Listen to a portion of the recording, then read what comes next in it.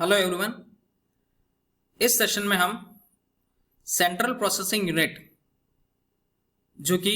Mainly 3 categories में divided होता है। The first one is arithmetic and logical unit, second one is main memory unit and the third one is control unit. इस session में हम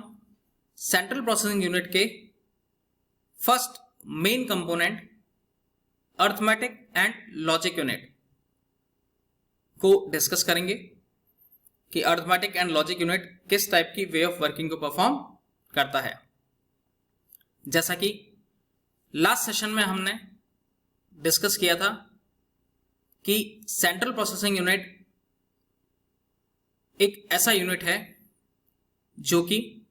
system से relevant या computer से relevant सारी की सारी जो एक्टिविटीज होती हैं, मींस डेटा को इनपुट करने से लेकर डेटा को प्रोसेस करना और डेटा को प्रोसेस करने के बाद उसके आउटपुट तक, the entire whole these things will be managed by the central processing unit and all these processing will be happen through the main 3 other control unit, arithmetic and logic unit and the main memory unit।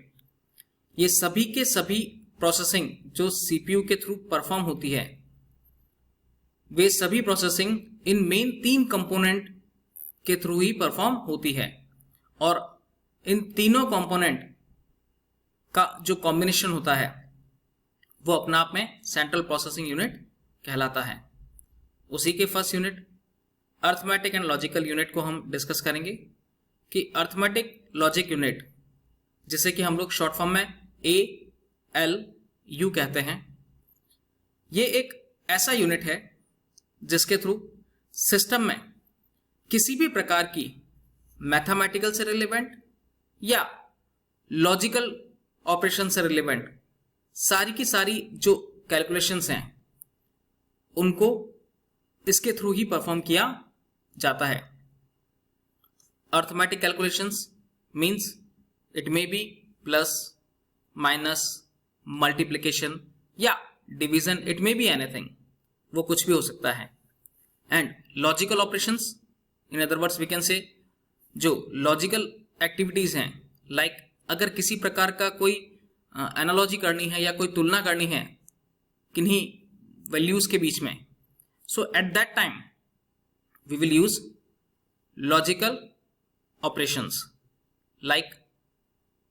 Greater than, equal to, lesser than, equal to, greater than, lesser than, something like that. अगर हमारे को comparison करना है, so at that time we will use logical operations। तो arithmetic and logical unit एक ऐसी unit है जो कि अर्थमेटिक कैलकुलेशंस को तो परफॉर्म करती ही है, as well as logical operations को भी परफॉर्म करती है। इसमें एक ऐसा इलेक्ट्रॉनिक पाथ या प्री डिफाइंड पाथ होता है जो कि जो जितनी भी कैलकुलेशंस हैं उनको परफॉर्म करने के लिए यूज में लिया जाता है। बट जैसे कि अगर हम बात करें अर्थमेटिक ऑपरेशंस की, तो सबसे पहले ये जो इलेक्ट्रॉनिक पाथ होता है ये हर एक प्रोसेसिंग को या हर एक एक्टिविटी को कैलकुलेट करने के लिए सबसे पहले उस डेटा को बाइनरी जो अर्थमेटिक्स हैं या बाइनरी जो ऑपरेशंस हैं उनके थ्रू परफॉर्म करता है, या बाइनरी जो नंबर्स हैं उनमें उनको कन्वर्ट करता है और आफ्टर दैट उनपे अर्थमेटिक ऑपरेशंस को परफॉर्म करता है। यानी कि पहले जो एक इलेक्ट्रॉनिक पाथ होता है उसके थ्रू जो भी प्रोसेसिंग करनी है उनको पहले बाइनरी नंबर्स में कन्वर्ट किया जाएगा और बाइनरी नंबर्स में कन्वर्ट करने के बाद में वो उनके ऊपर अर्थमेटिक ऑपरेशंस को परफॉर्म किया जाएगा। यानी कि सबसे पहले इन्हें अर्थमेटिक ऑपरेशन को परफॉर्म करने के लिए पहले इन्हें बाइनरी वैल्यूज में कन्वर्ट किया जाते हैं, आइदर जीरोस और 1, और उसके बिहाफ पर ही इनकी कैलकुलेशंस को परफॉर्म किया जाता है। इन सिस्टम अगर हमें किसी भी प्रकार का कोई मल्टीप्लिकेशन करना है तो सिस्टम उन सभी मल्टीप्लिकेशन को डायरेक्टली मल्टीप्लाई नहीं करता है, उसमें एडिशन जो है उस प्रोसेस को वो मीट आउट करके और उसके आउटपुट को प्रोड्यूस करता है with the help of addition. इसमें कई तरह की जो है इलेक्ट्रॉनिक पल्सेस होती हैं जो कि आगे उनको डेटा को प्रोसेस करती रहती हैं। साथ ही जो इसमें लॉजिकल ऑपरेशंस होते हैं वो लॉजिकल ऑपरेशंस किन्हीं दो न्यूमेरिकल वैल्यूज के ऊपर अगर कोई तुलना करनी है या कोई हमारे को कंपैरिजन करना है, एट दैट टाइम हम लॉजिकल ऑपरेशंस को परफॉर्म करते हैं। यानी कि जो ALU है वो एक ऐसा यूनिट है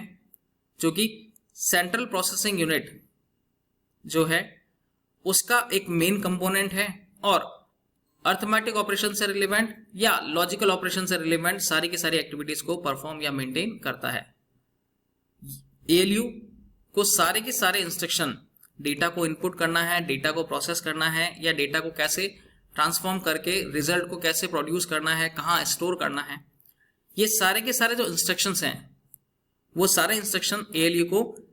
जो है कंट्रोल यूनिट के थ्रू रिसीव होते हैं। यानी कि कंट्रोल यूनिट ही एक ऐसा यूनिट है जो कि अर्थमेटिक एंड लॉजिकल यूनिट को ये इंस्ट्रक्शंस देती है कि आपको डेटा को कहाँ से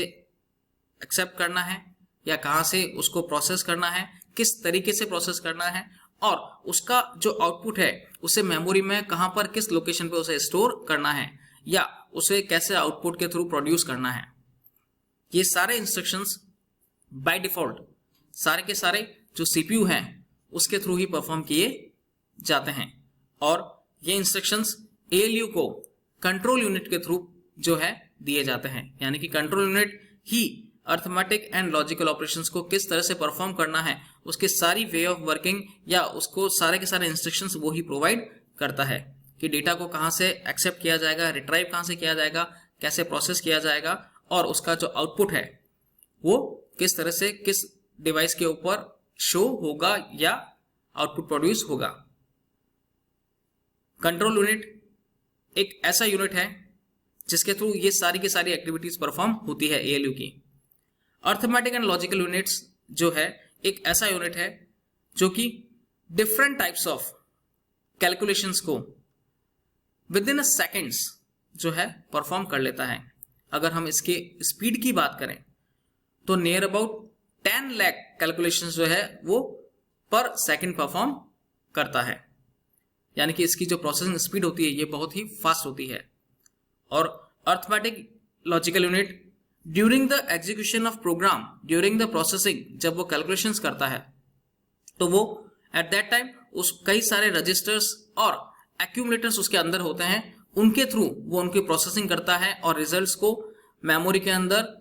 फॉर जब तक कि वो प्रोसेस हो रहे हैं उनको स्टोर करके रखता है और आगे प्रोसेस करता रहता है। Means its contain different types of registers and accumulators which is mainly used to perform or calculate the data. So these are the main key component which is performed through the arithmetic and logical units. Arithmetic operations like plus, minus, multiplication and multiplication, division, something like that. And logical operations means greater than, lesser than, greater than, equal to, lesser than, equal, something like that. The entire whole these types of operations will be performed through the arithmetic and logic unit. I hope you understand about ALU. Thank you.